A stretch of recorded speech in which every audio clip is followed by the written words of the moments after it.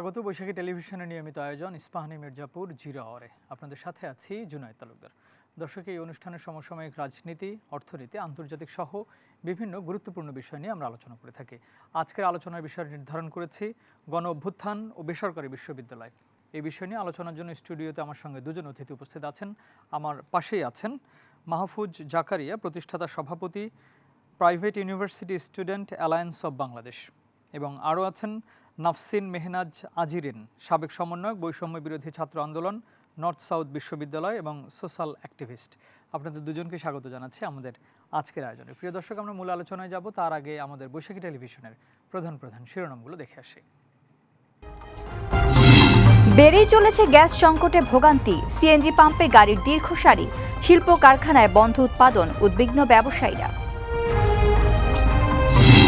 গ্যাসের সংকট মোকাবেলায় বাংলাদেশকে সহায়তা করবে মালয়েশিয়া, প্রধানমন্ত্রী তারেক রহমানকে আশ্বাস আনোয়ার ইব্রাহিমের, জানালেন জ্বালানি প্রতিমন্ত্রী। বঙ্গভবনে ভারপ্রাপ্ত রাষ্ট্রপতির কার্যক্রম শুরু, রাষ্ট্রপতি নির্বাচনের দিনক্ষণ এখনও নির্ধারণ করা হয়নি, প্রস্তুত ইসি, জানালেন ইসি। দায়িত্ব শেষ হলে প্রেসিডেন্টের বিরুদ্ধেও আইনি ব্যবস্থা সম্ভব, মন্তব্য তথ্য উপদেষ্টার।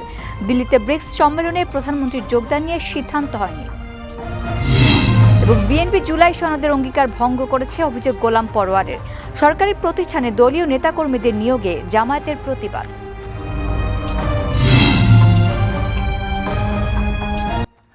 দর্শক, আমরা শিরোনামগুলো শুনছিলাম। আমাদের এই অনুষ্ঠানটি বৈশাখী টেলিভিশনের পাশাপাশি ইউটিউব চ্যানেল এবং ফেসবুক পেজেও সরাসরি সম্প্রচারিত হচ্ছে।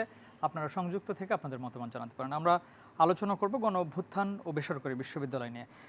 মাহফুজ জাকারিয়া, প্রথমে আপনাকে দিয়েই শুরু করতে চাই। সাধারণত আজকে মূলত 28 তারিখ আমরা শেষ করলাম, আমরা 28 তারিখ নিয়েও আলোচনা করব। সাথে যেটা আমরা দেখি যে আন্দোলনগুলো হয়, সাধারণত পাবলিক বিশ্ববিদ্যালয় থেকে আন্দোলনগুলো শুরু হয় এবং সেখান থেকেই সারা দেশে ছড়িয়ে পড়ে, সেই বিষয়গুলো নিয়ে সাধারণ মানুষের মাঝেও ছড়িয়ে পড়ে। কিন্তু বেসরকারি যে বিশ্ববিদ্যালয়গুলো, তাদেরকে আমরা খুব একটা আগে কখনোই দেখতাম না আন্দোলনগুলোতে। যদিও এর আগে ভ্যাট যখন বাড়ানো হয়েছিল বেসরকারি বিশ্ববিদ্যালয়ে 2015 সালে, সে সময় থেকেই আমরা দেখেছি যে বেসরকারি বিশ্ববিদ্যালয়ের ছাত্ররা বা ছাত্রছাত্রীরা রাস্তায় নেমে আন্দোলন করেছেন। এবং স্টুডেন্টদের এর আগে দুর্ঘটনার বিষয়ে দুজন ছাত্র বা ছাত্রী মারা যাওয়ার কারণেও সে সময় আমরা দেখেছি ছাত্রছাত্রীদেরকে রাস্তায় নেমে আসতে। এই যে বেসরকারি বিশ্ববিদ্যালয়ের ছাত্রছাত্রীদের আন্দোলনে সংযুক্ত হওয়া, সেটাকে আপনি কিভাবে দেখেন? কেন আপনারা সেই সময় আন্দোলনে যুক্ত হয়েছিলেন? এবং 28 তারিখের কথা যদি একটু বলি, 28 তারিখে সমন্বয়কদেরকে সেই সময় এই বৈষম্য বিরোধী আন্দোলনের যারা মূল সমন্বয়ক ছিলেন 6 জন, তাদেরকে ডিবি অফিসে তুলে নিয়ে যাওয়া হয়। সেই সময় তারা ডিবি হেফাজতেই ছিলেন। তখন ওই দিন এই 28 তারিখ রাতেই আমরা একটি প্রেস নোট দেখি যে সেখানে সমন্বয়করা এই আন্দোলনটি প্রত্যাহার করেছেন বলে একটি ভিডিও বার্তা দেওয়া হয়। তারপরে আন্দোলনটা কিন্তু থেমে থাকেনি সেখান থেকে। সেই সময় থেকেই মূলত আমরা বেসরকারি বিশ্ববিদ্যালয়ের ছাত্রছাত্রীদেরকে দেখেছি আরও অনেক বেশি সক্রিয় হতে এবং আন্দোলনটি চালিয়ে নিয়ে যেতে। আসলে আপনারা কোন সময়টায় মনে করলেন যে আপনাদের ওই আন্দোলনে যুক্ত হওয়া উচিত? ধন্যবাদ। বেসরকারি বিশ্ববিদ্যালয়ের আন্দোলনের ইতিহাসকে যদি আসলে আমি একটু কয়েকটা ভাগে ভাগ করি, আপনি প্রথমেই বলেছেন 2015 সালের নো ভ্যাট অন এডুকেশন যে আন্দোলনটা ছিল, এই যে ভ্যাট আরোপ করা সরকারের 7.5%, এটা কিন্তু শুধু বেসরকারি বিশ্ববিদ্যালয়ের উপরেই আরোপ করা হয়নি, বেসরকারি মেডিকেল কলেজ, বেসরকারি স্কুল কলেজ সব কিছুর উপরে, ইংলিশ মিডিয়াম। তো এই আন্দোলনটা থেকেই আসলে বেসরকারি বিশ্ববিদ্যালয়ের শিক্ষার্থীরা, যেহেতু তারা খেয়াল করলো যে তার একাডেমিক যে ফি, সেখানে 1 লক্ষ টাকা বা তারও অধিক ফি তাকে আসলে অতিরিক্ত প্রদান করতে হচ্ছে, যেটা আসলে তার উপরে রাষ্ট্রের চাপিয়ে দেয় একটা বার্ডেন। তো আসলে বেসরকারি বিশ্ববিদ্যালয়ের শিক্ষার্থীরা তাদের যে একাডেমিক প্রেশার থাকে, বছরে 3টা সেমিস্টার, বেশিরভাগ ক্ষেত্রেই, কোথাও কোথাও 22 সেমিস্টার, তাদের আসলে এই রাজপথে নেমে আন্দোলন করা এই টাইট একাডেমিক শিডিউলের ভিতরে আসলে কখনো সম্ভব হয় না। কিন্তু যখন আসলে আপনার ঘাড়ের উপর একটা বোঝা এসে চাপাই দিবে যে না, আপনাকে আসলে সামর্থ্য থাকা না থাকা সত্ত্বেও আপনাকে অতিরিক্ত এই টাকাটা দিতে হবে, সো সেখান থেকে শিক্ষার্থীরা রাজপথে নামা শিখে। এবং প্রথমবারের মতন আপনারা মিডিয়া কর্মীরা দেখেছিলেন, আমরাও খেয়াল করেছি, ঢাকা সহ বাংলাদেশে সারা দেশে ছড়িয়ে ছিটিয়ে থাকা বেসরকারি বিশ্ববিদ্যালয়ের অবস্থানগুলো মানে দ্রুত সময়ের ভিতরে আন্দোলনের সফলতা বা ইম্প্যাক্ট তৈরি করতে একটা প্রভাব তৈরি করতে পারে। সারা ঢাকায় বিভিন্ন পয়েন্টে বেসরকারি বিশ্ববিদ্যালয়ে কতগুলো জোনে আসলে তৈরি হয়ে আছে। তার ধারাবাহিকতায় 2018 সালের কোটা আন্দোলনেও বেসরকারি বিশ্ববিদ্যালয়ের শিক্ষার্থীরা শেষ মুহূর্তে অংশগ্রহণ করে এবং শেখ হাসিনা কোটা তুলে নিতে বাধ্য হয়। তারপরে নিরাপদ সড়ক আন্দোলনে আবার বেসরকারি বিশ্ববিদ্যালয়ের শিক্ষার্থীদের স্কুল কলেজের বাচ্চাদের আমন্ত্রণে তাদের পাশে দাঁড়ানোর জন্য রাস্তায় নামে এবং নর্থ সাউথ ইস্ট ওয়েস্টের মতন ক্যাম্পাসে সন্ত্রাসীদের সরাসরি আক্রমণ করা হয়। তো ব্যাপারটা আসলে যে শুধু এই জুলাই গণ অভ্যুত্থানে বেসরকারি বিশ্ববিদ্যালয়ের শিক্ষার্থীরা একটা তাগিদ থেকে এসছে, ব্যাপারটা ওরকম না। তাদের একটা কালেকটিভ ক্ষোভ ছিল। আপনি যখন বিশ্ববিদ্যালয়ের সাজানো গুছানো সুন্দর পরিপাটি ক্যাম্পাসে আপনার সন্ত্রাসীরা আক্রমণ করবে, টিয়ার শেল মারবে, শিক্ষার্থীদের উপরে অত্যাচার করবে, অ্যারেস্ট করবে, তো এরা কিন্তু রাজনীতি করে না। রাজনীতি তখনও সেভাবে শিখে পারেনি। তো ওই যে কালেকটিভ ক্ষোভটা, ওই যে 18 সালের যারা আসলে নিরাপদ সড়ক আন্দোলনে মার খেয়েছে, কোটা আন্দোলনে মার খেয়েছে, তারা কিন্তু স্টিল এখনও বেসরকারি বিশ্ববিদ্যালয়ে অনেকেই পড়াশোনা করছে। সো তারা এই জুলাইতে যখন ঢাকা বিশ্ববিদ্যালয়, আপনি খুব খেয়াল করে দেখবেন যে 15 তারিখে যখন ঢাকা বিশ্ববিদ্যালয়ের ক্যাম্পাসে মানে ছাত্রদল নৃশংস হামলা চালায়, বিশেষ করে নারীদের উপরে, ছাত্রলীগ, হ্যাঁ ছাত্রলীগ, তো সেখান থেকেই বেসরকারি বিশ্ববিদ্যালয়ের শিক্ষার্থীর ভিতরে একটা আসলে প্রচণ্ড ক্ষোভ তৈরি হয় যে না, এখন তো আসলে ঘরে বসে থাকতে পারছি না, কারণ অন্যায়ভাবে তাদের উপরে সাপ্রেশন করা হচ্ছে। সো ওই জায়গা থেকেই মূলত 14 তারিখ, 15 তারিখ, 11 তারিখেও বেসরকারি বিশ্ববিদ্যালয়ের শিক্ষার্থীরা অল্প অল্প করে মাঠে নেমেছিল। কিন্তু 16 তারিখই তারা মানে মোটামুটি যতটা সম্ভব ঢাকার বেশ কিছু পয়েন্টে তারা বড় মিছিল করে এবং তাদের সেই মিছিলগুলোতে আক্রমণ হয়। মিরপুরে বিওবিটির ক্যাম্পাসে 16 তারিখেই ছাত্রলীগের সন্ত্রাসীরা আক্রমণ করে, ক্যাম্পাস ভাঙচুর করে, অনেক শিক্ষার্থীকে মারধর করে। একই সাথে নতুন বাজার আমেরিকান এম্বাসির সামনে ইউআইইউ এবং ঢাকা ইন্টারন্যাশনাল ইউনিভার্সিটির যে মিছিল ইউআইটিএসও ছিল, সেই মিছিলেও ছাত্রলীগ হামলা করে। কিন্তু উভয় ক্ষেত্রেই শিক্ষার্থীরা, সাধারণ শিক্ষার্থীরা ছাত্রলীগকে পরাজিত করে এবং ছাত্রলীগের সন্ত্রাসী, যুবলীগের সন্ত্রাসীরা ধাওয়া খেয়ে পালাতে বাধ্য হয়। এই যে 16 তারিখ যে তাদের কনফিডেন্সটা ব্যাক করে, ওইটারই আসলে প্রতিচ্ছবি আমরা দেখতে পেয়েছি 18 তারিখ থেকে শুরু করে একেবারে 5 আগস্ট পর্যন্ত। এবং 28 তারিখ আমরা আজকে যে প্রোগ্রাম করছি, এই প্রোগ্রামেও শহীদ হন আইইউটির শিক্ষার্থী জাহিদুজ্জামান এবং অনেক ব্রিলিয়ান্ট ছাত্রছাত্রীরাও কিন্তু এখানে সেই সময় পুলিশের গুলিতে শহীদ হয়েছেন। তো আপনার 18 তারিখ থেকে মূলত বেসরকারি বিশ্ববিদ্যালয়ে আমরা যে দিনটাকে আমাদের প্রতিরোধ দিবস বলি, এই দিনই বেসরকারি বিশ্ববিদ্যালয়ের সর্বোচ্চ সংখ্যক শিক্ষার্থী শহীদ হন। সর্বপ্রথম উত্তরায় শহীদ হন দুপুর 1টার দিকে নর্দার্ন বিশ্ববিদ্যালয়ের শহীদ আসিফ এবং তারপরে মানারাত বিশ্ববিদ্যালয়ের শাকিল, এবং তখন সারা ঢাকাতেই আসলে আরও অনেক শিক্ষার্থী আহত হন যারা পরবর্তীতে হসপিটালে শহীদ হন। তো এই কালেকটিভ ক্ষোভটা আসলে আমাদের ভিতরে জমা ছিল। ওরা তো শিক্ষার্থী ছিল, আমরা অ্যালামনাই, সো ওদের ভিতরে ক্ষোভটা জমা ছিল যে ওরা কখনো দেখে নাই। আমরা দেখেছি যে আমাদের উপরে টিয়ার শেল হতে পারে, হামলা করতে পারে, কিন্তু মেরে ফেলবে এটা কখনো আসলে কল্পনা করি নাই যে আমাদের উপরে গুলি চালিয়ে মেরে ফেলতে পারে। তো যখন আসলে একটা সাধারণ শিক্ষার্থী দেখে যে সে মিছিলে যাচ্ছে, তার পাশের যে বন্ধুটা, তার পাশের ভাইটা বা পাশের বোনটা গুলি খেয়ে মাটিতে লুটিয়ে পড়ছে, সে না তখন আর ওই চিন্তাটা থাকে না যে আমি গুলি খেলে কি হবে, ওই চিন্তাটা তার ভিতরে থাকে না। তার ভিতরে একটা ক্ষোভের উদ্গীরণ হয় যে না, আমাকে আসলে এটার জবাব নিতে হবে এবং এই যে যারা আমার নিরস্ত্র নিরীহ ভাই বোনদের উপর গুলি চালিয়েছে তাদের আসলে এটার একটা বিচার করতে হবে। ধন্যবাদ আপনাকে। আমরা একটু আজেরিনের কাছ থেকে শুনে আসি। আপনি নর্থ সাউথ বিশ্ববিদ্যালয়ে সেই সময় সমন্বয়কের দায়িত্ব ছিলেন। আপনি কবে থেকে এই আন্দোলনে যোগ দিলেন এবং আপনি কোন এরিয়া থেকে মূলত আন্দোলনে ছিলেন নেতৃত্বে? আচ্ছা, সর্বপ্রথম আমার আন্দোলনে যোগ দিয়েছিলাম 15 জুলাই। আমাদের নর্থ সাউথ বিশ্ববিদ্যালয় থেকে খুব অল্প সংখ্যক কিছু শিক্ষার্থীরা মিলে আমরা গিয়ে চিন্তাভাবনা করেছিলাম যে আমরা পরের দিন আন্দোলনে যাব। কারণ আমরা যখন দেখতে পেয়েছি যে আমাদের সরকারি বিশ্ববিদ্যালয়, পাবলিক বিশ্ববিদ্যালয়, ঢাকা বিশ্ববিদ্যালয়ের ভাইরা মনেরা একটা ফেয়ার রাইটের জন্য আন্দোলন করছে, তারা একটা ন্যায্য দাবির অধিকারে তারা আন্দোলন করছে, কিন্তু তাদের উপরে ছাত্রলীগ হামলা করছে এবং প্রশাসন থেকে হামলা করা হচ্ছে, তখন গিয়ে আমরা ডিসাইড করলাম নর্থ সাউথ বিশ্ববিদ্যালয় থেকে যে আমরা আজকে 15 তারিখ আমরা আন্দোলনে নামবো। এবং আমার আন্দোলনের শুরুটাই হয় 15 তারিখ থেকে। বলে রাখা ভালো, আসলে আমি ব্যক্তিগতভাবে আমি আসলে জানতামও না 15 তারিখে যে কোনো একটা ব্যানার তৈরি হয়েছে বা একটা ব্যানারের আন্ডারে কোনো একটা আন্দোলন হচ্ছে, বা ধরেন আমি তখন বৈষম্য বিরোধী ছাত্র আন্দোলন কী ছিল সেটা আমি জানতামও না। তো 15 তারিখ থেকে আমি আন্দোলনে পার্টিসিপেট করি এবং এরপরের থেকে আমি পুরোটা সময় আমি নর্থ সাউথ বিশ্ববিদ্যালয় এবং ওই জায়গার যতগুলো বিশ্ববিদ্যালয় ছিল, যেমন north south, IUB, AIUB, UIU, UITS, তারপরে পার্শ্ববর্তী যতগুলো ইউনিভার্সিটি ছিল সবাইকে আমরা সংগঠিত করে আমরা কুড়িল, যমুনা এবং বাড্ডা, বসুন্ধরা এই এরিয়াটুকু আমরা হচ্ছে গিয়ে সবসময় আন্দোলন করে এসেছি।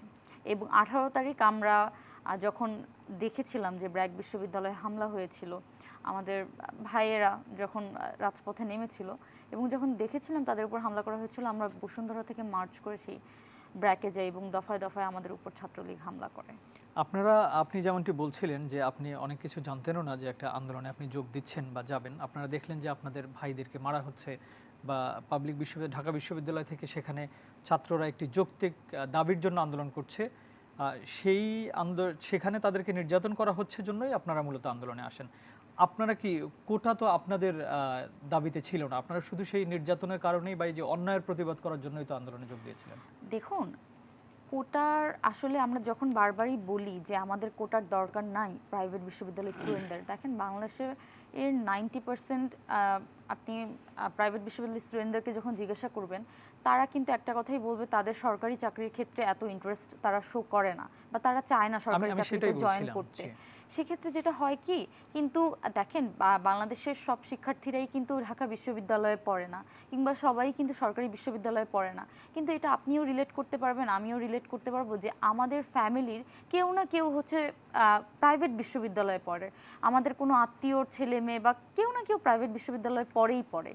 তো সেই ক্ষেত্রে যখন আমাদের বাবা মায়েরা দেখলো বা আমাদের অভিভাবকেরা দেখলো যে আমরা রাজপথে নেমেছি, যে আমাদের ভাইয়ের হয়ে আমাদের ভাই বোনদের উপর যখন হামলা করা হচ্ছে, তারা একটা ন্যায্য দাবি নিয়ে রাজপথে নেমেছে, যে এমনিতেই তো বাংলাদেশের চাকরির বাজারের যে অবস্থা, সেক্ষেত্রে আবার কোটা অ্যাপ্লাই করা হয়, যখন এইটার এগেইনস্টে তারা নেমেছে এবং আমরা তাদের হয়ে নেমেছিলাম এবং আমাদের উপর যেভাবে হামলা করা হচ্ছিল এবং আমাদের উপর হামলা করা মানে সেটা আমাদের অভিভাবকদের উপর হামলা করা, তখন তারাও রিলেট করতে পেরেছে। এবং আমরা যখন বলি যে ছাত্র জনতার অভ্যুত্থান, আমরা এই কথাটা এই কারণেই বলি কারণ আমাদের সাথে তো শুধুমাত্র আমরা ছাত্ররা ছিলাম না, আমরা এই যে 18 তারিখ থেকে 29 তারিখ পর্যন্ত আমরা যে বলি যে এটা একটা সেগমেন্ট ছিল, আসলে কিন্তু তখন আমরা প্রাইভেট বিশ্ববিদ্যালয়ের স্টুডেন্টরা শুধু ছিলাম, কিন্তু আমাদের সাথে যে 29 তারিখ থেকে আমাদের অভিভাবকরা যুক্ত হয়েছেন, অনেক মায়েরা পানি নিয়ে রাজপথে নেমেছিলেন, অনেক রিক্সাওয়ালা মামারা তার লাশ বহন করেছে। সো আমরা এই কারণেই বলি যে ছাত্র জনতার অভ্যুত্থান এবং আমাদের সম্মিলিত প্রচেষ্টাই কিন্তু আমরা ফ্যাসিস্টের পতন ঘটাতে পেরেছি। কিন্তু সেটা প্রথম থেকে কি আপনি যেমনটি 15 তারিখ থেকে আন্দোলন শুরু করলেন, তখন থেকে কি পরিবারের সম্মতি ছিল? আপনারা কি জানিয়েছেন পরিবারকে, নাকি নিজেদের যে আপনারা যে অন্যায় অত্যাচারগুলো দেখছিলেন সেই উদ্বেগ থেকে, সেই দায় থেকে যেন আমাদেরও মাঠে যাওয়া উচিত, সেখান থেকে আপনারা মূলত যোগ দিলেন? পরিবার জানতো কিনা? যদি আমি আমার কথাটা বলি, আসলে তো 15 তারিখে রাতের বেলা আমাদের অ্যানাউন্সমেন্ট হয় যে 16 তারিখ থেকে সকল বিশ্ববিদ্যালয় বন্ধ থাকবে। সেক্ষেত্রে যেটা হয় যে আমার পার্সোনাল এক্সপিরিয়েন্স থেকে যদি আমি বলি, আমি 16 তারিখ সকালবেলা আমি বলেছিলাম যে আমার বাবা তখনও জানতেন না যে ইউনিভার্সিটিগুলো যে সব বন্ধ করে দেওয়া হয়েছিল, বাট আমি বলেছিলাম যে আমি ইউনিভার্সিটিতে যাচ্ছি। বাট পরবর্তীতে আমি তো গিয়েছিলাম আন্দোলনে এবং 17 তারিখ গিয়ে আমার বাবা জানতে পারেন যে আমি আসলে আন্দোলনে গিয়েছিলাম, কারণ অ্যামনেস্টি ইন্টারন্যাশনাল একটা নিউজ পাবলিশ করে যেখানে আমার ছবি ছিল। আমি তো আসলে জিনিসটা লুকিয়ে রাখতে চেয়েছিলাম, বাট সামহাও এটা আমার প্যারেন্টসের সামনে চলে আসে। বাট পরবর্তীতে আসলে 18 তারিখ যেটা ঘটেছিল আমার সাথেই, 18 তারিখ আমি আসলে যখন ব্র্যাক থেকে আবার ব্যাক করছিলাম নর্থ সাউথের দিকে, তখন আসলে থাকার কোনো জায়গা ছিল না, কারণ নর্থ সাউথের ওই এরিয়াটা, বসুন্ধরার ওই এরিয়াটাতে যখনই জানতো যে স্টুডেন্ট, তখন হচ্ছে রেইড দিয়ে তাদেরকে নিয়ে যাওয়া হতো। তো আমি আমার বাবাকে ফোন করে বলেছিলাম যে আমি তো আসার জন্য কোনো ট্রান্সপোর্টেশন পাচ্ছিলাম না, আর আমি যেহেতু মিরপুরে থাকি সেক্ষেত্রে মিরপুরটা কিন্তু পুরো রণক্ষেত্র তৈরি হয়ে গিয়েছিল 18 তারিখ।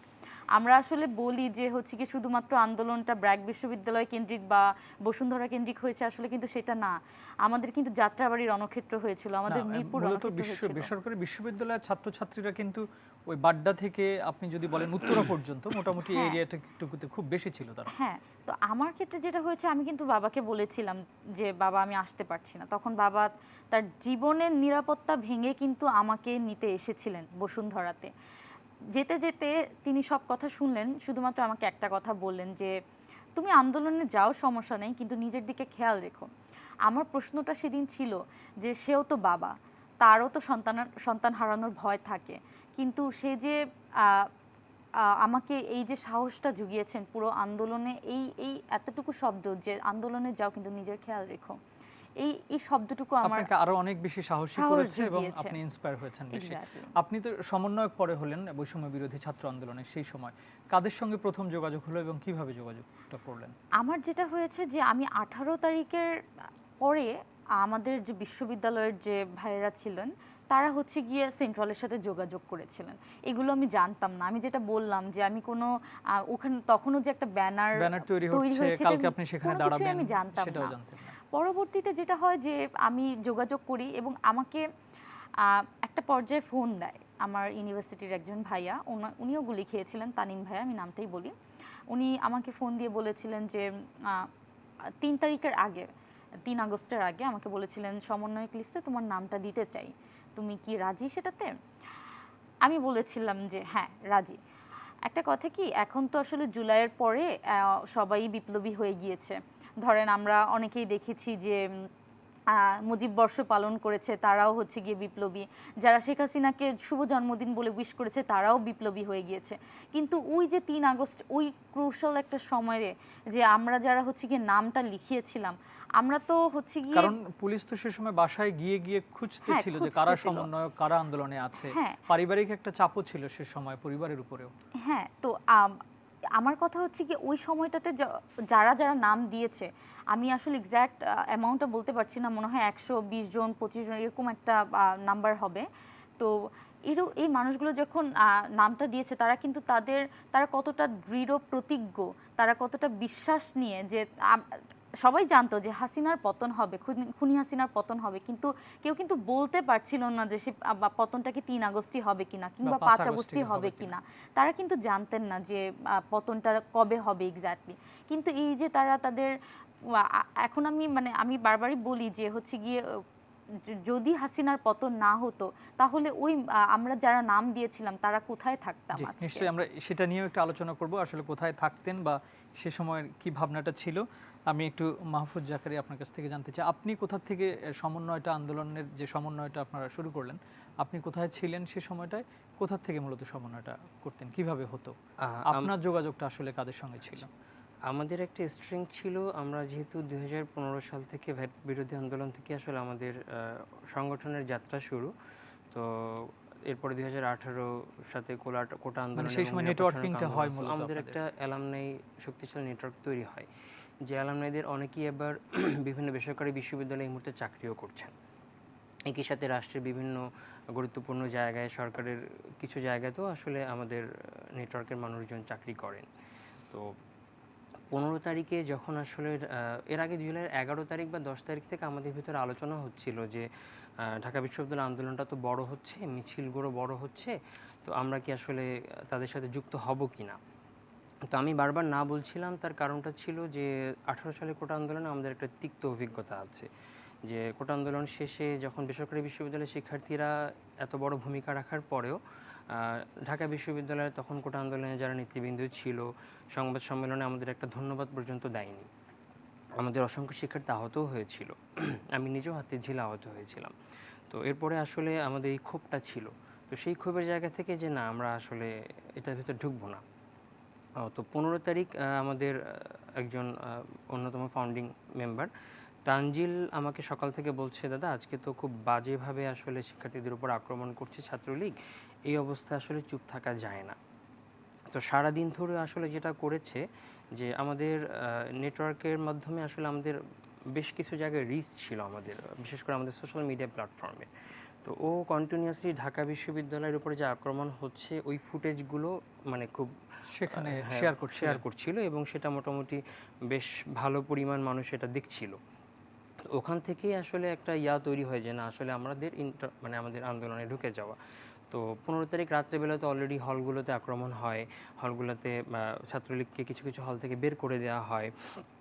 একই সাথে 16 তারিখের একটা বড় জমায়েতের ঘোষণা তারা দেয়। তো আমরা 15 তারিখ রাত থেকে আসলে আন্দোলনে কিছুটা ঢুকে যাই। আর 18 সালের কোটা আন্দোলনের ফলে যেসব শিক্ষার্থী স্টিল ক্যাম্পাসে ছিলেন, এখনও শিক্ষা জীবন চলছে, তাদেরকে আমরা কানেক্ট করার চেষ্টা করি।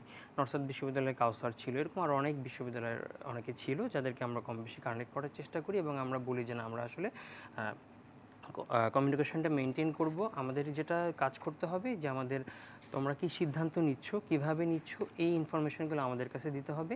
কোথাও যদি মনে হয় যে আমাদের সাপোর্ট দেওয়ার সুযোগ আছে, আমরা সেটা দিব। ফাইন্যান্সিয়াল সাপোর্ট, মেডিকেল সাপোর্ট থেকে শুরু করে এগুলো আমরা দেওয়ার চেষ্টা করেছি। মূল উদ্দেশ্যটা ছিল এই যে আন্দোলনের তথ্যটা, এটা বেশি সংখ্যক মানুষের কাছে পৌঁছায় দেওয়া। পুসাব থেকে আমরা মূলত এই জিনিসটাই প্রাথমিকভাবে সর্বোচ্চ চেষ্টা করেছি। তো 16 তারিখে আসলে আমরা কেউই জানতাম না যে দুপুরের দিকে আবু সাহিদ শহীদ হবেন, চট্টগ্রামে ওয়াসিম শহীদ হবেন, এরকম 6 জন।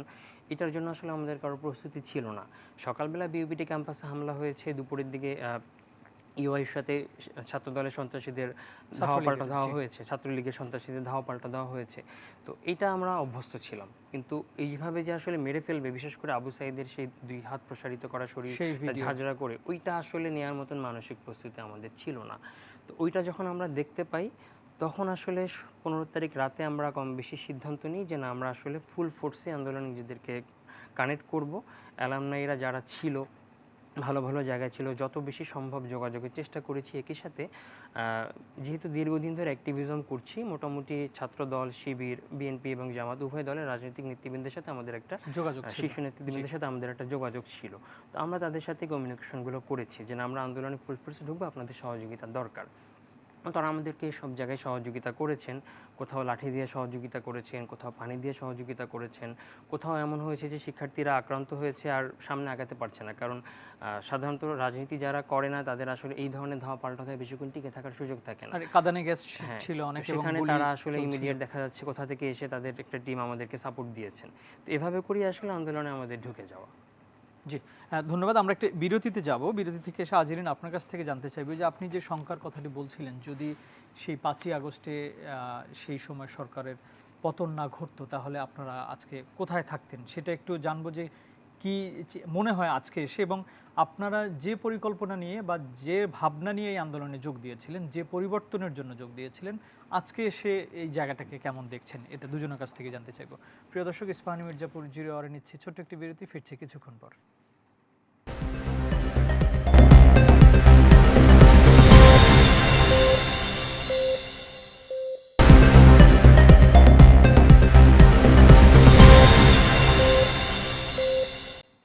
আবারও স্বাগত ইস্পাহানি মির্জাপুর জিরো আওয়ারে। আজরিন, বিরতির আগে যে প্রশ্নটা আপনাকে রেখে গিয়েছিলাম, এই যে আপনি বলছিলেন যে ভয়ও একটা কাজ করছিল, যে আসলে ভয় মানে শঙ্কা, যে আজকে এসে যদি সেই পদত্যাগটি উনি না করতেন, না চলে যেতেন, তাহলে কি অবস্থাটা হতো আপনাদের। আর যে আশা আকাঙ্ক্ষা নিয়ে যে স্বপ্নগুলো আপনারা আসলে দেখেছিলেন, 2 বছর পর এসে কি কেমন দেখছেন, কি মনে হয় এখন এসে? আচ্ছা, সর্বপ্রথম বলবো যে হ্যাঁ, ওই সময়ে আমরা বিশেষ করে যারা আমরা নাম দিয়েছিলাম, কারণ ওই সময় আসলে কেউ সমন্বয়কের নামটা দিতে চাচ্ছিল না, কারণ পুলিশ তো ধরে নিয়ে যাচ্ছিল কিংবা রেইড দিচ্ছিল বাসাগুলোতে। আর অতীতেও তো অনেক আন্দোলন হয়েছে, সফল হয়নি, তারপরে তো সবাইকেই এটার জন্য অনেক জি কষ্ট পোহাতে হয়েছে। যেটা হয়েছে যে হ্যাঁ, আমরা চিন্তা করি যে ওই সময়ে যদি আমরা জানতাম যে হাসিনার পতন হবে, কিন্তু আমরা এক্স্যাক্টলি জানতাম না কবে হবে। সো আমরা যখন ওখানে নামটা দিয়েছিলাম, আমরা পুরো আমাদের জীবনটাকে বাজি রেখে নামটা দিয়েছিলাম। আপনি জানেন না যে আপনি বাসায় ফিরবেন কি ফিরবেন না, আপনি তো জানতেন না। এক্স্যাক্টলি। তো যখন আমরা এই যে আমরা যখনই বারবার বলি যে এখন আমি বারবারই বলি যে এখন আমরা অনেকেই হচ্ছে গিয়ে 5 আগস্টের পরে বিশাল বিপ্লবী হয়ে গিয়েছি, কিন্তু তখন আসলে অনেকজনকে রাজপথেই দেখা যায়নি। এমনও হয়েছে যে 5 আগস্টের পরে যে অনেক ছাত্রলীগও হচ্ছে গিয়ে একদম বিশাল বিপ্লবী হয়ে গিয়েছে। তো আমাদের যখন এই যে একটা শঙ্কা কাজ করছিল, ওই সময়টাতে কিন্তু আসলে যারা নামটা লেখায়নি তারা কিন্তু এই সংখ্যাতে ওরকম করে ছিলেন না। এবং আমি যেটা বারবারই বলবো যে ওই 120 জন বা 50 জন যারাই ছিলেন, তাদেরকে আপনি এখন যদি আরও লাখখানেক মানুষের সাথে তুলনা করেন, সেটা কিন্তু আসলে মিলাতে পারবেন না। আর যদি আপনি যে কোয়েশ্চেনটা করেছেন যে আসলে 2 বছর পরে এখন আমরা কোথায় বা কতটুকু আমাদের আশা আকাঙ্ক্ষা পূর্ণ হয়েছে, আসলে 5 আগস্টের পরে যে আমাদের, বিশেষ করে আমি প্রাইভেট বিশ্ববিদ্যালয়ের কথা বলবো, আমাদের যেরকম করে আমরা বারবারই বলি যে আমাদের জায়গা দেওয়া হয়নি বা আমাদেরকে আসলে ওরকম করে স্পেস দেওয়া হয়নি।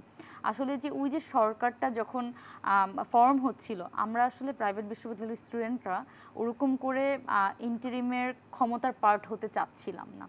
আমরা যেটা চাচ্ছিলাম সেটা হচ্ছে গিয়ে যে ডিসিশন যে আমরা মেক করব সেই টেবিলটাতে যেন আমাদেরকে জায়গা দেওয়া হয়, আমাদেরকে যেন, আমরা তো দেশের দায়িত্ব নিতে চাচ্ছিলাম, আমাদেরকে যেন ওই রেসপন্সিবিলিটিটার জায়গা দেওয়া হয়।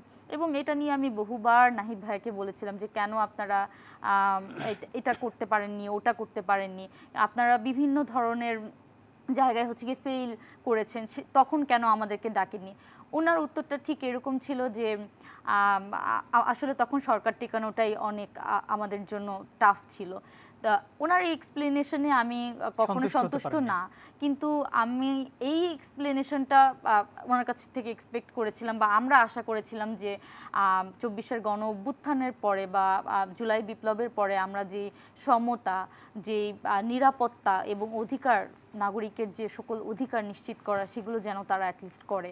বিশেষ করে যে নারীরা যে সাইবার বুলিংয়ের শিকার যতবার হয়েছে, কোনো ধরনের কোনো সরকার এসে সেরকম করে কোনো মানে কোনো ধরনের ব্যবস্থা নেয়নি। তো এইগুলো নিয়ে যেন তারা কাজ করে। তারা তো সরকারে ছিল, তারা তো সরকারে গিয়েছিল, তারা তো ইন্টারিমের একটা পদে ছিল তারা, তো তাদের কিন্তু এই দায়িত্বটা ছিল। ঠিক আছে, আপনারা সরকারের তখন টেকানোটা কঠিন ছিল, কিন্তু আপনাদের তো এই যে মৌলিক যে আমরা যে পরিবর্তনটা আশা করেছিলাম সেগুলো অ্যাটলিস্ট আপনারা করতে পারতেন, কিন্তু আমরা সেরকম কোনো আসলে তখন দেখতে পাইনি। কোনো ভূমিকা আপনারা দেখেননি যে তারা সেই ভূমিকাগুলো নেয়নি, ভূমিকাগুলো তারা ওরকম করে পালন করতে পারেনি। হয়তোবা তাদের কোনো বাইন্ডিংস ছিল, বাট আমরা আসলে তখন, তারা তো নেতৃত্ব ছিল, মূল ভূমিকাই ছিল, হয়তো চাইলে তারা হতেও পারতো সেটা। আপনারাও যদি সেই প্রেসার ক্রিয়েটটা করতেন, হয়তো আপনারা রাজনীতিতে না গিয়ে আপনারা পড়ার টেবিলে ফিরে গিয়েছেন। আপনারা চাননি যে প্রেসার ক্রিয়েটটাই করতে চেয়েছিলাম, আমরা সেই ডিসিশন মেকিং এর টেবিলটাতে থাকতে চেয়েছিলাম, কিন্তু ফর সাম রিজন এটা ইন্টেনশনালি হোক আনইনটেনশনালি হোক আমাদেরকে বাদ দেওয়া হয়েছে। জি, আপনার কাছ থেকে এখন একটু একই বিষয়টা জানতে চাইবো যে যেমনটি ভাবা হয়েছিল, যে কারণে আন্দোলনে যাওয়া হয়েছিল, এই যে মানুষের আশা আকাঙ্ক্ষা, এই যে সমতা, নারীদেরকে বুলিং করা হয়, এবং এই যে পরিস্থিতিটা ছিল সেই সময়, সেখান থেকে উত্তরণের যে আশা আকাঙ্ক্ষা সারা দেশের মানুষের ছিল, এখন 2 বছর পরে এসে আপনি এটাকে কোন জায়গায় দেখেন? আচ্ছা, আমি যদি আসলে আন্দোলনের সময়টার আশা আকাঙ্ক্ষার কথা বলি, বেসরকারি বিশ্ববিদ্যালয়ের শিক্ষার্থীরা, আমি যতটুকু জানি বা আমি যেটা বুঝি, এত কিছু মাথায় নিয়ে আসলে আন্দোলনে নামিনি। তারা যখন আন্দোলনে নেমেছে, তারা মূলত প্রতিবাদ করতেই নেমেছে যে গুলি কেন চালানো হয়েছে, এটার জবাব দিতে হবে, বিচার করতে হবে। তো এই বিচারের দাবিটাই আসলে এক সময় গণ অভ্যুত্থানের রূপ নিয়েছে। তো আমরা যদি স্পষ্ট করে বলি, এই যে গণ অভ্যুত্থানের রূপান্তর কোটা সংস্কার আন্দোলন থেকে এই গণ অভ্যুত্থানে যে রূপান্তর, সেটা আসলে বেসরকারি বিশ্ববিদ্যালয়ের শিক্ষার্থী এবং শহীদদের রক্তের উপর দিয়েই হয়েছে। প্রায় আমাদের নানা তথ্য মতে প্রায় 40 জনের কাছাকাছি শহীদ। এখন পর্যন্ত আমরা 26 জনের তালিকা নিশ্চিত হতে পেরেছি, বাকিটা নিশ্চিত হওয়া যায়নি। তো আশঙ্কার কথা বলতে গেলে যে কথাটা বলতে হয়, আপনি ঘুমিয়ে আছেন 18 তারিখ রাত্রেবেলা, হঠাৎ করে সকালবেলা ঘুম থেকে উঠে দেখলেন 3 তারিখ হয়ে গিয়েছে। ব্যাপারটা কিন্তু এরকম না। 18 তারিখ থেকে 3 তারিখ এই দেশের হাজারের উপর মানুষের রক্তের উপরে 18 থেকে 3 তারিখ আসছে, এক দফার ঘোষণা আসছে। তো 18 তারিখ 19 তারিখের থেকে যে সকল ঢাকা বিশ্ববিদ্যালয়ের সমন্বয়করা, প্রধান সমন্বয়করা আসলে ডিবি হেফাজতে ছিলেন, তাদের উচিত ছিল যে আসলে আমি জেল থেকে বের হওয়ার পরে আমি যে কিভাবে জেল থেকে বের হতে পারছি। এবং আমি যদি একটু বলে রাখি আপনাকে, সম্ভবত 28 তারিখেই সরকার প্রথমবারের মতো মৃতের সংখ্যা 147 বলে জানিয়েছে, যেখানে মৃতের সংখ্যা এটা সরকারি হিসাব। যদি সেই সময় পত্রিকাগুলো ঠিকমতো অনেক বেসরকারি হসপিটাল বা সরকারি হসপিটাল থেকে টোটাল যে সংখ্যা সেটাও জানতে দেওয়া হচ্ছিল না। এখন জানা যাচ্ছে 19 তারিখ একদিনই 67+ মৃত্যুবরণ করেছিল।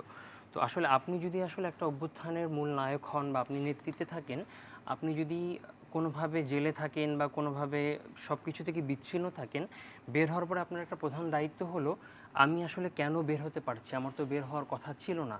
তাহলে আমি যে বের হতে পারছি, আমি যে আজকে মঞ্চে দাঁড়িয়ে এক দফার ঘোষণা দিচ্ছি, কাদের উপরে দাঁড়িয়ে এক দফার ভিত্তিপ্রস্তর স্থাপন হলো, এইটা আসলে খোঁজ নেয়া। এই খোঁজটা আসলে কেউ নেয়নি। 18 তারিখ থেকে 3 তারিখ আসলে চোখ বুজে হয়ে যায় নাই। হাজারো মানুষের রক্তের উপরে 18 তারিখ থেকে 3 তারিখ হয়েছে। যে 3 তারিখ কিভাবে আসছে এই খোঁজটা আসলে যারা নেতৃত্বে ছিলেন আন্দোলনে, যাদেরকে আসলে বেসরকারি বিশ্ববিদ্যালয়ের শিক্ষার্থী সহ স্কুল, কলেজ এবং মাদ্রাসার শিক্ষার্থীরা, আপনি দেখবেন শতাধিকের উপরে শিশু এই আন্দোলনে শহীদ হয়েছে। তারা সকলেই তাদের প্রতি আকুণ্ঠ সমর্থন ব্যক্ত করেছিল, কিন্তু তারা আসলে এই প্রতিনিধিদের খোঁজ নেননি। এবং একইভাবে 5 তারিখ গণঅভ্যুত্থান সংঘটিত হয়েছে, আবারও শত শত মানুষ প্রাণ দিয়েছে। 5 তারিখ থেকে 8 তারিখ এই 3টা দিন সরকার ছিল না, সরকার ছিল না, এরাই কিন্তু রাষ্ট্রকে ধরে রেখেছিল। কিন্তু আপনি খেয়াল করলে দেখবেন 5 তারিখ থেকে 8 তারিখ এই সরকারের ঘোষণা আসার আগ পর্যন্ত এই যে যারা এখন গণঅভ্যুত্থান নিয়ে, বিপ্লব নিয়ে বড় বড় কথা বলছে, আমি নাম বলতে চাচ্ছি না, তাদের কাউকে দেখবেন না ওই 3টা দিন খুঁজে পাওয়া গেছে। তারা শতভাগ ব্যস্ত ছিল কিভাবে এই যে নতুন সরকারটা হতে যাচ্ছে, এই সরকারে নিজেদের আসলে অবস্থান নিশ্চিত করবে, নিজেদের কাছে বিপ্লবকে বা জুলাই অভ্যুত্থানকে কক্ষিগত করবে এবং রাষ্ট্রের নিয়ন্ত্রণ নেবে। তারা একবারের জন্য চিন্তা করেনি যাদের রক্ত মারিয়ে আমরা আসলে এই সরকার গঠন করতে যাচ্ছি, এই সরকার গঠনে তাদের মতামত নেওয়ার প্রয়োজন আছে কিনা। একই সাথে যখন ডক্টর মোহাম্মদ ইউনূস প্রধান উপদেষ্টা হিসাবে শপথ নিলেন, উপদেষ্টার দায়িত্ব গ্রহণ করলেন, উনি নির্দিষ্ট কিছু ব্যক্তির চোখ দিয়ে গণঅভ্যুত্থানকে দেখেছেন। উনি পুরো 1.5 বছর সময়কালে একবারের জন্য খোঁজ নেননি আসলে এদের বাইরে গণঅভ্যুত্থানের কোনো গল্প আছে কিনা, বিপ্লবের কোনো গল্প আছে কিনা। আমি আসলে বাংলাদেশে প্রবেশ করে যেখানে আমি জেলে ঢুকতে হতো বা যেখানে আমার আদালতে হাজিরা দিতে হতো, সেখান থেকে আমি যে আসলে রাষ্ট্রের দায়িত্ব নিয়েছি, এই যে দায়িত্বটা আসলে কাদের মাধ্যমে নিয়েছে, আমি মাস্টার মাইন্ডের গল্প সাজিয়ে তাকে দেওয়া হয়েছে, সেই গল্পটাই তিনি সারা বিশ্বে প্রচার করেছেন। তো আকাঙ্ক্ষার জায়গা থেকে আমাদের যে পরিবর্তনগুলো হওয়ার কথা ছিল সেই পরিবর্তনগুলো হয়নি। একেবারেই যে পরিবর্তন হয়নি তা না, কারণ 50 বছর ধরে ঘুণে ধরা একটা জিনিস আপনি একদিনে, 1 বছরে, 2 বছরে পরিবর্তন করতে পারবেন না। অনেক কিছুই পরিবর্তন হয়েছে, আরও সময় লাগবে। কিন্তু তার আগে যারা আসলে এই গণঅভ্যুত্থানকে বা বিপ্লবকে কুক্ষিগত করেছে, নিজেদের ইতিহাস লিখতে চেয়েছে শুধুমাত্র, তাদেরকে আসলে সত্যিকারের পরিবর্তন চাইতে হবে। এবং বেসরকারি বিশ্ববিদ্যালয় নিয়ে আমরা কেন প্রোগ্রাম করছি, কারণ এই বেসরকারি বিশ্ববিদ্যালয় সেই সময় যখন সমন্বয়করাও ভিতরে ছিল, ডিবি হেফাজতে ছিল এবং আন্দোলনটা মোটামুটি একটু মনে হচ্ছিল স্লো হয়ে যাচ্ছে, সেই সময় কিন্তু বেসরকারি বিশ্ববিদ্যালয়ের ছাত্রছাত্রীরা বসে ছিল না। তারা, আপনি যদি বাড্ডা থেকে বলেন উত্তরা পর্যন্ত, আবদুল্লাপুর পর্যন্ত বিশাল সমাবেশ এবং তারা এই আন্দোলনটি চালিয়ে রেখেছিল। আসলে কারা আপনাদেরকে সেই সময়টা যে মূল্যায়ন, আপনারা তো বলছেন, আপনারা কিন্তু বলছেন যে মূল্যায়নটি করা হয়নি, কারা করলো না আসলে মূল্যায়নটা আপনাদের? আমি যদি আপনাকে একটু তথ্য দিতে চাই, আজকে 28 তারিখ চলছে, তো জুলাইয়ের এই দিনে ইন্টারনেট ফেরত এসেছিল 25 তারিখ থেকে অল্প অল্প করে, এবং সেই দিন থেকে নিয়ে 31 তারিখ পর্যন্ত টানা নর্থ সাউথ অর্থাৎ Bashundhara area, Rampur area, Badda area, Mirpur area, ঢাকার সমস্ত এরিয়াতে এবং চিটাগাংয়ে একযোগে ব্লক রেড দিয়েছে, হ্যাঁ, যৌথ বাহিনী। এবং বেসরকারি বিশ্ববিদ্যালয়ের শত শত শিক্ষার্থীকে তুলে নিয়ে গিয়েছে। ওই যে ডিবি অফিসের গল্পটা, যেটা আসলে শুধু 5-6 জন সমন্বয়কের গল্প বলা হয়, তাদের ভিডিও ফুটেজ করা হয়, এটা শুধু 5-6 জন সমন্বয়কের গল্প না, এটা এদের মতন হাজারো শিক্ষার্থীর গল্প, যাদেরকে আসলে 28 তারিখ পর্যন্ত প্রায় যে হিসাবটুকু আছে, প্রায় 10,000 জনকে গ্রেফতার করা হয়। এবং এই 10,000 জনের ভিতরে বিশাল একটা অংশই বেসরকারি বিশ্ববিদ্যালয়ের সাধারণ শিক্ষার্থীরা, যাদেরকে মেসে গিয়ে, বাসায় গিয়ে তুলে নিয়ে গিয়েছে। আমাদেরও একজন আপনি 27 তারিখ সন্ধ্যার কিছু সময় পরই আসিফ মাহতাব, মোটামুটি সবাই তাকে চিনে, তাকে তুলে নিয়ে যাওয়া হয়, প্রচণ্ড টর্চার করা হয়। মধ্যরাত 2:30টার সময় আমাদের একদম কোর টিমের একজন সদস্য ফুয়াদ, তাকে তুলে নিয়ে যাওয়া হয় এবং তাদের সবাইকে সামনে রেখেই আসলে ডিবি অফিসে অকথ্য নির্যাতন করা হয়। তাদের গল্প কিন্তু কেউ বলে না। জি, আমরা শুধু জানছি ওই যে 6 জন সমন্বয়ক, তাদের গল্প, তাদেরকে টিভিতে রিপ্রেজেন্ট করা হচ্ছে, কিন্তু এই 6 জন তো আসলে গণঅভ্যুত্থানের রূপান্তর করেনি। গণঅভ্যুত্থানের রূপান্তর করেছে দেশের হাজার হাজার লক্ষ লক্ষ মানুষ। এই মানুষগুলোর সেখানে ছাত্র জনতা সবাই ছিলেন, সবার। আমি একটা কথা একটু অ্যাড করতে চাই। আপনি বারবারই বলছেন যে 2 বছর পরে আমরা কি পরিবর্তন দেখতে পেলাম বা কি পেলাম। আমি বলবো কি, আসলে জুলাই গণঅভ্যুত্থানটা না আমরা আমাদের একজনের চোখ দিয়ে আমরা দেখতে পারি না, বা আমাদের পার্সোনাল বেনিফিট থেকে আমরা দেখতে পাই না। জুলাই গণঅভ্যুত্থানে আপনি আমাকে জিজ্ঞাসা করেন, আমি হয়তো বা সেরকম কোনো কিছু পাইনি, কিন্তু আপনি একটা গুম ফ্যামিলির কাছে যান, যারা 15-20 বছর ধরে গুম ছিল বা 17 বছর ধরে গুম ছিল, 7 বছর ধরে গুম ছিল, তারা যখন রক্ষা পেয়েছে, তাদের ফ্যামিলি কিন্তু তাদেরকে ফিরে পেয়েছে। যদি আপনি ভোটিং রাইটের কথা বলেন, মানুষের ভোটাধিকার ফিরে পেয়েছে মানুষ। আপনি যদি বাক স্বাধীনতার কথা বলেন, 17 বছর অনেক মানুষ কথা বলতে পারেনি, যখন ফেসবুকে কথা বলতে চেয়েছে তখন তাদেরকে বলছে পোস্ট ডিলিট করো। তো কি অনেক কিছুই আমরা পাইনি, আবার অনেক কিছু পেয়েছি। এখানে কি আসলে আমরা আসলে কোনো কিছু এক্সপেক্ট করতে পারিনি যে আমরা কেন কোনো কিছুর আশা করব, আপনারা আমরা কি আসলে দিতে অন্যায়ের পেরেছি। বিরুদ্ধে এবং যেন Exactly. সমতার ভিত্তিতে সবকিছু হয় বেসরকারি বিশ্ববিদ্যালয়ের সেটাই চেয়েছিলেন। শিক্ষার্থীরা- আমি আবারও একটি বিরতিতে যাব, এসে আপনার কাছ থেকে আজিরিন জানতে চাইবো যে আপনারা আন্দোলন করলেন, আন্দোলন শেষে আবার পড়ার টেবিলে ফিরে গেলেন। এর আগেও অনেক সময় আমরা বিভিন্ন যারা রাজনীতিবিদ তাদের সঙ্গে কথা বলি বা ইতিহাসবিদ, তারা বলেন যে অতীতে যে আন্দোলনগুলো হয়েছে ছাত্ররা সেখানে ছিলেন সবসময়, ছাত্রছাত্রীরা তারা আন্দোলন করে পড়ার টেবিলে ফিরে গিয়েছে। আপনারাও বেসরকারি বিশ্ববিদ্যালয়ে আপনাদের যে অবদান ছিল অনেক, আপনারাও ফিরে গিয়েছেন, কিন্তু তারপরে কিন্তু একটি রাজনৈতিক দল গঠিত হলো সেই সমন্বয়ক যারা ছিলেন তাদের মাধ্যমে। আপনারা কেন সেই রাজনীতিতে যোগ না দিয়ে পড়ার টেবিলে ফিরে গেলেন? আপনার কাছ থেকে একটু জানতে চাইবো। প্রিয় দর্শক, ইস্পাহানি মির্জাপুর জিরো ওয়ানে নিচ্ছে আরও একটু ছোট্ট বিরতি, ফিরছি কিছুক্ষণ পর।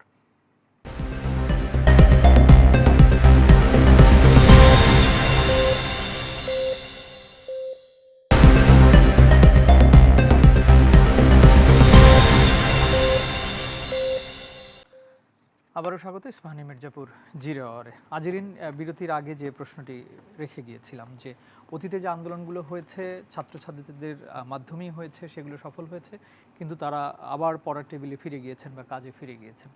আপনারা আন্দোলন করলেন, বেসরকারি বিশ্ববিদ্যালয় সেখানে ছিল, আপনারাও পড়ার টেবিলে ফিরে গেলেন, কিন্তু একই সাথে একটা রাজনৈতিক দলও গঠন হলো।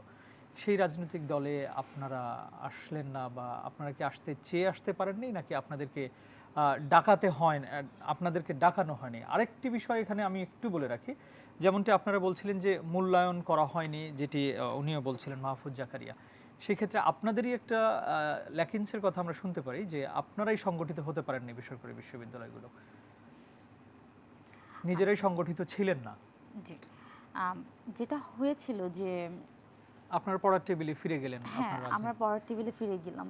যেটা হয়েছিল দেখেন, 2018-তে যখন নেসার আন্দোলনটা হয়েছিল, নিরাপদ সড়ক আন্দোলন, আমাদের প্রাইভেট বিশ্ববিদ্যালয়ের স্টুডেন্টদের একটা জিনিস দেখবেন কি, যে কখনো হচ্ছে কি আমাদের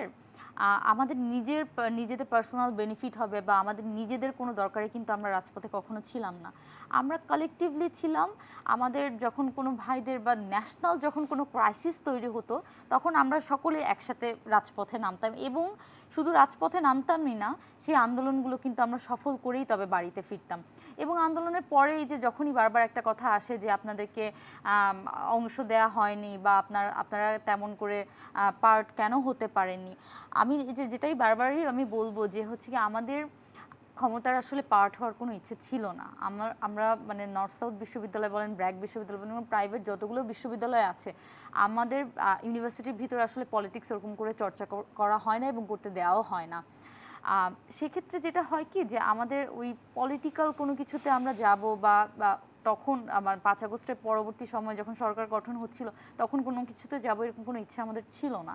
আমরা যেটাই বারবারই চাচ্ছিলাম যে আমাদেরকে যেন ডিসিশন মেকিংয়ের টেবিলটাতে রাখা হয়, কারণ যখনই ইন্টারিমের কোনো ভুল হয়েছে বারবারই কিন্তু আমাদের উপর কোয়েশ্চেনটা এসেছে, কারণ আমাদের নাম ছিল সব জায়গাতে বা আমাদেরকে দেখা গিয়েছে প্রশ্ন করেছে, আমাদেরকে প্রশ্ন আন্দোলন করেছে, করলেন তাহলে এখন কেন এরকম তাদের হচ্ছে? ভুলের মাসুলগুলোও কিন্তু আমাদের দিতে হয়েছে, এবং এটা নিয়ে আমরা বারবার প্রশ্ন করেছি যে আপনারা যে ভুলগুলো করছেন সেগুলোর মাসুল কিন্তু আমাদের দিতে হয়েছে। কিন্তু আপনার সেই সময় উপদেষ্টারা ছিলেন 5 আগস্টের পরে 3 জন উপদেষ্টা ছিলেন ছাত্রদের পক্ষ থেকে, তাদের সঙ্গে কি যোগাযোগ হয়েছে, প্রশ্ন করেছেন কখনো? আমি বারবারই তাদেরকে প্রশ্ন করেছি যে আপনারা আচ্ছা ঠিক আছে, আপনারা গিয়েছেন, কোনো সমস্যা নেই, কিন্তু আপনাদের তো আমাদেরকে পার্ট করার দরকার ছিল। এই যে ডিসিশন মেকিং এর টেবিলটাতে যে আপনারা যাচ্ছেন, বা এখন আমরা এই কাজগুলো করতে পারি বা জনগণের জন্য আমরা এরকম টাইপের নিরাপত্তা নিশ্চিত করার জন্য আমরা এরকম একটা পলিসি মেক করছি, এরকম টাইপের যখন ডিসিশন মেকিং টেবিলগুলোতে আপনারা আমাদেরকে রাখেন নাই, এবং আপনারা যখন ভুলের পর ভুলগুলো করে গিয়েছেন, আপনারা দেখবেন যে ইন্টারিমের সময় কথায় কথায় মানুষ আন্দোলনে নামতো, কারণ এই যে আন্দোলনে নামতো, তারা ভুল করতো, তারা আমাদেরকে জিজ্ঞাসা করতো যে তোমরা কি করেছো জুলাইতে, যে এখনও আমাদের এগুলো ভোগ করতে হয়েছে, তো এই কষ্টগুলো ভোগ করতে হচ্ছে। তো যখনই আপনারা ভুলগুলো করছেন, সেগুলো আমরা অনেকে এখন মানে যারা আন্দোলনে ছিল সবার কাছেই সেটা যাচ্ছে, ছাত্র জনতার, এবং সবগুলো দোষ আসছে কি প্রাইভেট বিশ্ববিদ্যালয়ের উপর, কিন্তু আমরা তো সেখানে নেই, আমাদেরকে তো সেখানে রাখা হয়নি। এটা জি, আমি যে একটু মাহফুজ জাকারিয়া আপনার কাছ থেকেও জানতে চাই যে আপনারা যার কাজে ফিরে গেলেন, পড়ার টেবিলে ফিরে গেলেন, আপনাদেরকে কি আপনারা ইচ্ছা করেই নিজেরাই চলে গেলেন, নাকি আপনাদেরকে ডাকা হয় না এই জন্য আপনারা আসলে সেখানে এই যে রাজনৈতিক দল যে গঠিত হলো সেখানে থাকলেন না। আপনার সঙ্গে কি 5ই আগস্টের পরে যারা সমন্বয়কদেরকে আমরা এখন সামনের সারিতে দেখি বা আন্দোলনের সময় দেখেছিলাম তাদের সঙ্গে বা নাহিদ ইসলামের সঙ্গে আপনার কোনো যোগাযোগ ছিল কিনা?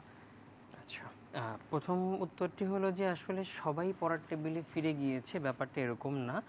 বেশিরভাগ 90%ই পড়ার টেবিলে ফিরে গিয়েছে, 10% স্টিল টিল টুডে গত 2 বছর ধরে তারা চেষ্টা করে যাচ্ছে যে নিজেদের অস্তিত্বের জানান দিতে এবং রাজনৈতিকভাবে নিজেদেরকে একটা জায়গায় অবস্থান নিশ্চিত করতে।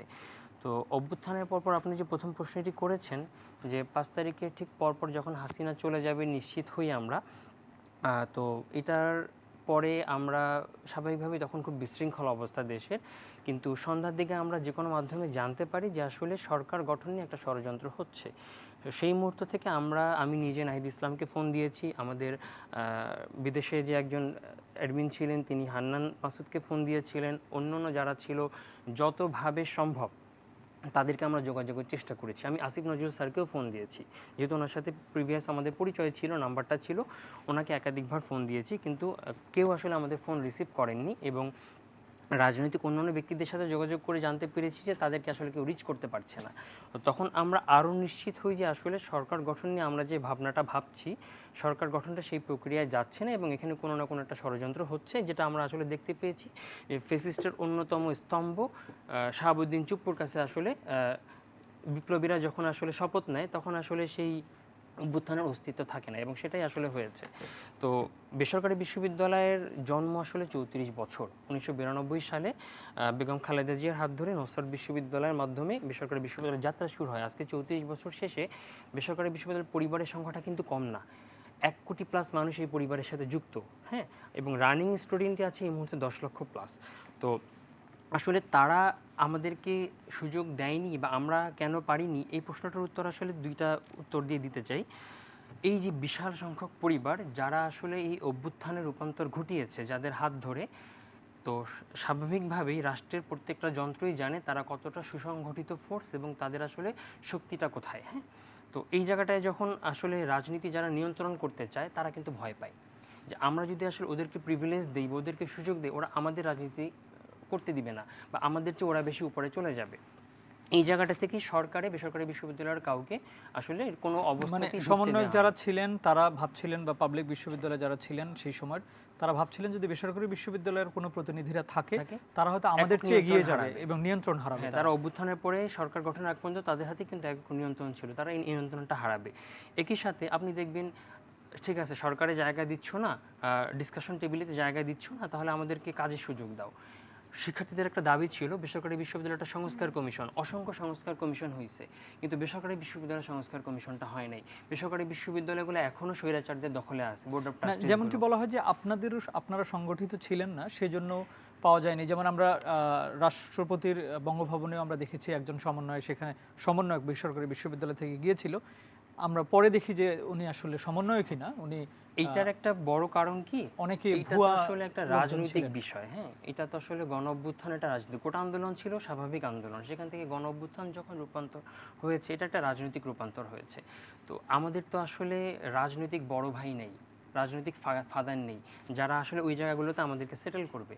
তো বেসরকারি বিশ্ববিদ্যালয়ের শিক্ষার্থীরা ওই যে একটা বিশেষ রাজনৈতিক ব্যক্তি বা বিশেষ একটা ফিগারকে কেন্দ্র করে যে আসলে সংগঠিত হবে এই চর্চাটা তো তাদের ভিতরে ছিল। আচ্ছা, আমি একটু ছোট করে আপনার কাছ থেকে আরেকটু জানতে চাই যে 3 জন যে উপদেষ্টা হলেন ছাত্রদের পক্ষ থেকে, এটা কি আপনি এটাকে ব্যক্তিগতভাবে কি মনে করেন বা আপনাদের মধ্যে আলোচনা হয় কিনা যে তাদের এই মন্ত্রিসভায় যাওয়া বা এই সরকারের সঙ্গে যাওয়াটা উচিত হয়েছে আমরা কিনা? তাৎক্ষণিকভাবে এটা প্রত্যাখ্যান করেছিলাম এবং আমরা এটার প্রতিবাদও জানিয়েছিলাম যে এটা আসলে বড় একটা ভুল সিদ্ধান্ত হয়েছে। কারণ একে তো সরকার গঠন সঠিকভাবে হয়নি, তো অভ্যুত্থানের মূল নেতৃবৃন্দ থেকে আসলে কেউ যদি সরকারে যায় এই সরকার বিতর্কিত হবে এবং তাদের হাত ধরে পুরো গণ অভ্যুত্থান বা বিপ্লব বিতর্কিত হবে এবং সেটাই আজকে 2 বছর পরে হয়েছে।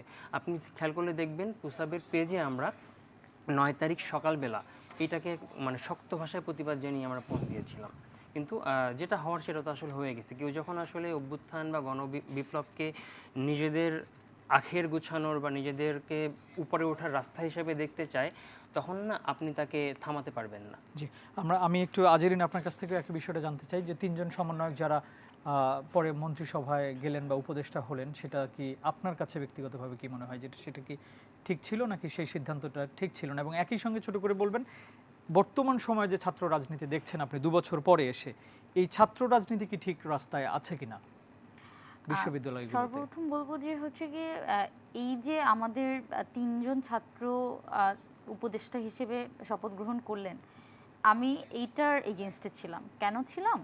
কারণ আমি মনে করেছি যে আমরা সবচেয়ে ভালো, এই যে আপনি দেখবেন যে গণ অভ্যুত্থানের পরে জুলাই বিপ্লবের পরে সবচেয়ে বেশি পাওয়ার ছিল বৈষম্য বিরোধী ছাত্র আন্দোলনের যে ব্যানারটা। কিন্তু যখনই এই ব্যানার থেকে হচ্ছে গিয়ে মেইন যারা আমি বলবো যে জুলাই বিপ্লবের আমরা সমন্বয়ক বলি, কিংবা হচ্ছে কি যারা নায়ক বলবো আমি, তারা যখন সরে গিয়েছেন তখন না আস্তে ধীরে ওই যে বৈষম্য বিরোধী ছাত্র আন্দোলনের যে জায়গাটা, একটা গ্যাপ তৈরি হয়েছে, ওখানে আসলে নেতৃত্বের অভাব তৈরি হয়েছে। কিন্তু যখনই তারা ওখানে চলে গিয়েছেন তখন যেটা হয়, বাংলাদেশের মানুষ মনে করেছে যে তারা অনেক ভালো কিছু করবে, অনেক ভালো কিছু তারা এক্সপেক্ট করেছিল। কিন্তু যেটা হয় যে যখনই তারা আমরা আন্দোলন করছিলাম বা জনগণ একটা দাবির জন্য আন্দোলন করছিল, তারা যখনই ফেল করছিল পুরো ছাত্রদের উপরে এই দোষটা এসে পড়ছিল। মানুষ বলছিল যে ছাত্ররা কি করছে। যেটা হয়, আমার পার্সোনাল যে মতামতটা ছিল ওই সময়, তোমরা যদি যাও তাহলে সবাই তোমরা ছাত্রদের মধ্য থেকে তোমরা সবাই উপদেষ্টাতে যাও, কোনো হচ্ছে বাহিরের কেউ থাকবে না, কোনো অন্য কাউকে আমরা নিব না। আর না হলে আমরা কোনো ছাত্ররা কেউ যাব না, আমরা জাস্ট প্রেসার গ্রুপ হিসেবে থাকবো, এবং আমরা ওখানে আমরা যেটা করব যে আমরা ছাত্ররা প্রেসার গ্রুপ হিসেবে থাকবো, আর তারা যদি ভুল করতে থাকে তাহলে আপনারা সেটা পেছন থেকে সেই বিষয়গুলো বলবেন। আমি একটি ছোট্ট কথা বলে শেষ করতে চাই। যাত্রাবাড়ি তামিরুল মিল্লাত কামিল মাদ্রাসার 10ম শ্রেণীর ছাত্র আদিল, সে যখন এই যুদ্ধে যাচ্ছিল, মানে এই জুলাই বিপ্লবেরই সামনে যাচ্ছিল মিছিলে, তখন তার বন্ধু বলেছিল সজীব যে তুমি সামনে যেও না, পুলিশ গুলি করছে। তখন সে বলেছিল ভয় যদি সবাই পেয়ে পিছিয়ে গেলে তাহলে সামনে কে যাবে। এই যে সব ধরনের ছাত্র, শুধু সেটা প্রাইভেট বিশ্ববিদ্যালয় নয়, পাবলিক বিশ্ববিদ্যালয় নয়, সব জায়গা থেকে ছাত্ররা, ছোট ছোট স্কুলের ছেলেমেয়েরা পর্যন্ত সেই সময় সাহস নিয়ে এগিয়ে গিয়েছে এবং দেশের জন্য যাদের নিয়ে সবচেয়ে কম আলোচনা হয় তার ভিতর অন্যতম স্কুল কলেজের শিক্ষার্থীরা ছিলেন। তারা মানে যে আমরা একটু মতন ঝাঁক ধরে আমাদের পাশে এসে দাঁড়িয়েছে। যে সবার সেই সমন্বয় এবং সেই আত্মত্যাগের মাধ্যমেই এই জুলাই বিপ্লব সংগঠিত হয়েছিল, এবং সেটিতে মানুষ আজকে সেই স্বাধীনতা পেয়েছে সেই সময়ের পর থেকে। প্রিয় দর্শক, ইস্পাহানী মির্জাপুর জিরো আওয়ার ছিল এ পর্যন্তই। আগামীকাল অন্য কোনো অতিথি এবং বিষয় নিয়ে আবারও দেখা হবে। সে পর্যন্ত ভালো থাকবেন। শুভরাত্রি।